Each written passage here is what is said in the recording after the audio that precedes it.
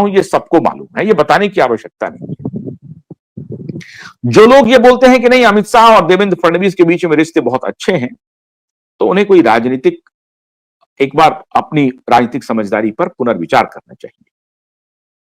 मोदी की पसंद, पहली पसंद देवेंद्र फडणवीस थे। क्यों? क्योंकि मोदी जी को महाराष्ट्र में एक कद्दावर नेता का अस्तित्व में आना अत्यावश्यक लग रहा था। क्यों? क्योंकि वहां पे नागपुर के एक बड़े नेता नितिन गडकरी जी, वो आंख की किरकिरी बने हुए हैं। ये भारतीय जनता पार्टी में सबको मालूम है, बाहर भी मालूम है। अच्छे संबंध नहीं है, लेकिन एक पार्टी में है, दोनों अपना मिलकर के चल रहे हैं। तो देवेंद्र फडणवीस एक स्वाभाविक पसंद है नरेंद्र मोदी के।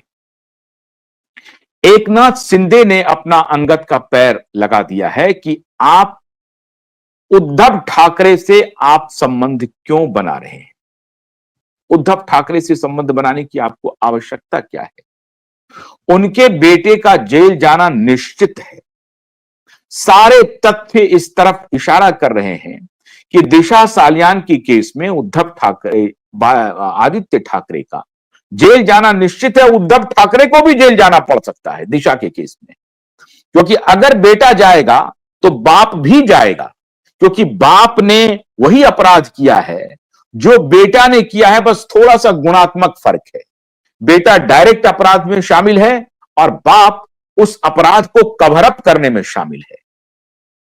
तो हत्या और गैंगरेप के आरोप में आदित्य ठाकरे और उद्धव ठाकरे दोनों को जेल जाना पड़ सकता है। और यह बात एकनाथ शिंदे साफ साफ कम्युनिकेट कर रहे हैं भारतीय जनता पार्टी के नेताओं के साथ कि आपको आखिर में दिलचस्पी क्या है उद्धव ठाकरे को बचाने में, जब मैं आपके साथ स्वयं खड़ा हूं। मेरे पास एमएलए हैं, मेरे पास एमपी हैं।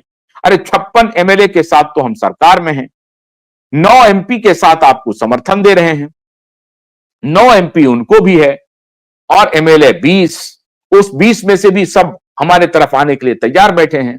आप जिस दिन इशारा करोगे, कुछ आप ले लो, कुछ हम ले लेते हैं, बस आपके इशारे की दरकार है। अब एकनाथ शिंदे ने भारतीय जनता पार्टी को चेकमेट दे दिया है। चेकमेट इन द सेंस कि वो उनको मनाने में लगे हुए हैं कि आप उद्धव ठाकरे के तरफ मत देखिए। और जब ये बात भारतीय जनता पार्टी के आलाकमान के तरफ से अब कंफर्म हो गया कि हां एकनाथ शिंदे बिल्कुल सही फरमा रहे हैं, हमें उद्धव ठाकरे की कोई आवश्यकता नहीं है, उनको यह डर लग रहा है कि अजित पवार कल को धोखा ना दे दें। अजित पवार धोखा नहीं देंगे। अजित पवार अभी 5 साल तक तो बिल्कुल धोखा नहीं देंगे, और 5 साल के बाद आपको मालूम है राजनीति में किसको इतनी स्मृति रही है, और वैसे भी आजकल लोगों की स्मृति बहुत कमजोर हो गई है। तो किनको याद रहेगा कि अजित पवार ने क्या किया, नहीं किया, जनता किस रूप में कैसे वोट देती है, आप सबको मालूम है। आला कमान भारतीय जनता पार्टी का नहीं चाह रहा है उद्धव ठाकरे से अलायंस, तो फिर चाह कौन रहा है? मित्रों, चाह रहा है भारतीय जनता पार्टी के कुछ स्थानीय नेता, कुछ ट्रेडर, कुछ व्यवसायी, कुछ पुलिस ऑफिसर, जो कि उद्धव ठाकरे और भारतीय जनता पार्टी के मेल में अपना मुनाफा देख रहे हैं, अपना फायदा देख रहे हैं। उनको लगता है कि अगर ये दोनों साथ में आ जाएंगे तो पुराना हमारा इनके साथ रिश्ता है भी, और अभी रिश्ता है, दोनों मिलकर के कारोबार करेंगे, अब खूब पैसा बनाएंगे। वो चाह रहे हैं। वो असल में चारों तरफ ये प्रचार करवाने में लगे हुए हैं कि अगर हम साथ आ जाएं तो हमारा सबका धंधा बढ़िया चलने लगेगा। उनकी ये मंशा है। वो स्थानीय नेताओं पर दबाव बना रहे हैं कि किसी भी प्रकार से कोई भी ऐसा काम कर लीजिए जिसमें कि उद्धव ठाकरे के साथ आप हाथ मिला लीजिए।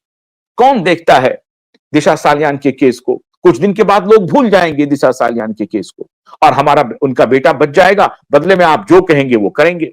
बल्कि उस केस को जिंदा रखिए आप, ना उनको सजा दीजिए, ना कुछ कहिए। ये यूट्यूब वाले, क्यूबाइड नेटवर्क चिल्लाते रहेंगे, उसका क्या फर्क पड़ता है। लेकिन उन्हें इस बात का इल्म नहीं है कि अदालत अभी इंतजार कर रही है सरकार का कि अदालत ने जो आदेश दिया था 30 अप्रैल को, उस पर महाराष्ट्र सरकार ने क्या कार्रवाई की है। बस इंतजार कर रही है अदालत। इस बीच में कई सारे डेवलपमेंट हो रहे हैं, कई सारे अलग अलग भारतीय नागरिक न्याय संहिता की धाराएं लग रही हैं।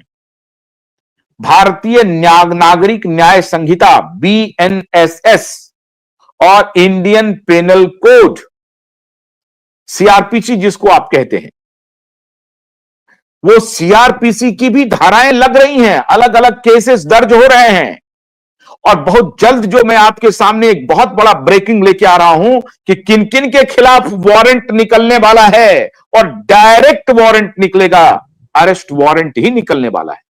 इससे उद्धव ठाकरे का परिवार बेचैन है, और उधर उनके भाई राज ठाकरे को लगा कि अगर भारतीय जनता पार्टी ने कोई डील कर ली आदित्य ठाकरे को आगे रख करके कि ठीक है हम आपके बेटे को बचा लेते हैं, बचना नहीं है लेकिन डीलिंग हो सकती है, पॉलिटिकल डीलिंग हो सकती है। आप ये मान के चलिए कि आदित्य ठाकरे को महाराष्ट्र की सरकार चाह करके भी नहीं बचा सकती है, क्योंकि ऐसा नहीं है कि सब कुछ खत्म हो गया है। सब कुछ खत्म हो गया ऐसा बिल्कुल नहीं है। अदालत में आज भी हम सबको भरोसा रखना चाहिए, और अदालत को भी हम फैक्ट्स एंड फिगर्स पे घेरे हुए हैं, उसके चारों तरफ खड़े हैं कि अदालत भी कहीं इधर उधर नहीं भागेगी, वैसे नहीं भागेगी। अदालत पर आप पूरी तरह से भरोसा रखिए। लेकिन जैसा कि पिछले दिनों में आपने देखा कि 15 करोड़ रुपए एक जस्टिस के यहां से मिला है, तो कई बार लोगों का विश्वास हिल जाता है, भरोसा उठ जाता है। इसलिए कभी कभी आपको लगता है कि हम लोग अदालत पर, हम लोगों को भरोसा नहीं रखना चाहिए। नेता पर आप भरोसा मत रखिए, लेकिन अदालत पर रखिए। सब कुछ तबाह नहीं हुआ है, अदालत पर आप भरोसा कर सकते हैं। अदालत आपको यह मौका दे रहा है जब आप ये कह सकते हैं कि नहीं, दिशा सालियान के पिता को न्याय मिलेगा, किसी भी कीमत पर मिलेगा। लेकिन फिर भी राज ठाकरे को यह लगने लगा कि अगर हमारे भाई ने अपने बेटे को बचाने के चक्कर में भारतीय जनता पार्टी के साथ अलायंस कर लिया, तो शिवसेना उद्धव भी आ जाएगी, ये पार्टी भी आ गई, और शिवसेना एकनाथ शिंदे भी आ गई। तो फिर हमारी क्या आवश्यकता है? कौन हमको पूछेगा? पंचायत चुनाव भी लड़ने की हैसियत नहीं है हमारी। सब आजमा के देख लिया इन्होंने, कुछ नहीं हुआ। तो अब जो इकबाल बाला साहब ठाकरे का था, जिसकी कमाई दोनों भाई ने अभी तक खाई, एक अपने पुत्र ने खाई, एक भतीजे ने खाई, वो दौर खत्म हो गया। अब